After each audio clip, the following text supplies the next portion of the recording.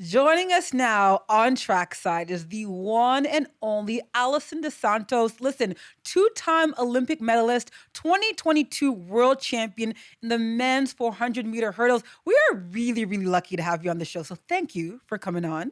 I appreciate for the invite. Of course, I'm happy to just come out here, have a shot, just like enjoy and just talk about track. Yeah. Alison, man, I got to ask you, the 400-meter hurdles is a crazy event. It started with Samba, who went 46, and then you guys have just been getting faster and faster, dropping the world record down to 45. You guys are dropping 46s like it's nothing. So we got four of the fastest 400-meter hurdle runners of all time racing each other right now, active on the circuit. Tell me what it's like to be in such a competitive event right now. Being honest with you, I love it, I don't see myself in a different spot that I'm right now, because it's good when I have someone running really fast in your event, but when I have more than one leading the pace, just showing the way is pretty much amazing. It's just exciting, just go to the track and know everyone is working really, really hard to run faster, and we made 46 looks like it's an easy day, just jogging the park, and something crazy. Light work, light work. So Rai Benjamin, who's the Olympic champion from Paris in your event, says there's no beef. We get along. We're okay. But what's the real tea, Alison? Are you guys really that likable to each other? What's the between you, Carson, all the top guys? Do you all really get along that much? We're pretty chill though. I think it's we respect each other, Right. We did so much great things for the sport. Of course, I'm not gonna say we're besties. We're not gonna see the three of us going to have dinner and just be talking about our lives. Nah, we talk, we hang out, we can just have a conversation. We're pretty chill.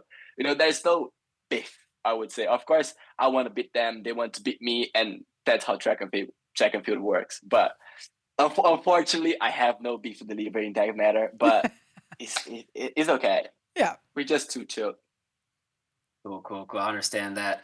Alison, I feel like you're always chasing the bag, man. Every time I turn on my TV, I see you're at a different meet. You're a Grand Slam racer, so you're running not only two events at the Grand Slam, but you're running the 400-meter hurdles and the Open Four. Then you're going over to Diamond Leagues. What's your mentality like when it comes to racing, man? You just like to get out there and compete, or a lot of guys don't like to run a lot, but it seems like you are different, cut from a different cloth.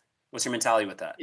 Yes, I think we do train a lot, and we have no reason to hide, that's the process, I can't tell you that I know I'm gonna be in a better shape in Tokyo. That's where I want to be running Right. the fastest I can, just reading my PRs and everything. But throughout the process, I can allow myself to compete. The first Grand Slam in Kingston, I know I wasn't in shape to do anything amazing, but I was competitive. I knew I want to win.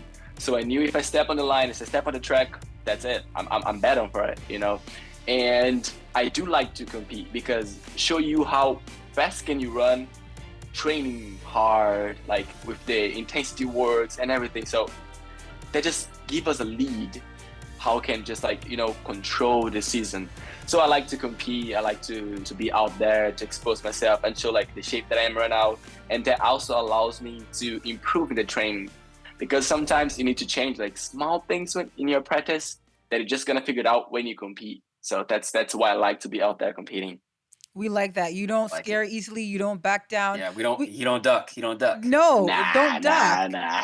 We had Ja'Cory Patterson on our show last week, and he said he hasn't been paid from Grand Slam. Have you been paid from Grand Slam? Are you at all concerned about that? I'm not concerned. I haven't been paid yet, but that was the agreement. We had a conversation when I signed the contract. I knew when I was about to get paid. I was at the end of the season, so I'm not surprised. I'm not concerned about anything. I know they gonna handle in the best way. They trying the best to just just do the contract, the agreement, and I'm pretty fine about it. Yeah. Someone told me the contract was within 30 days that they had to pay you, though, not the end of the season. Is that your understanding too? Yeah, I think some of contracts could be like that, but my contract was different. So that's something I understand what they say, but I can't relate because my agreement was different. So Right. I'm just hoping for the best and waiting for the end of the season.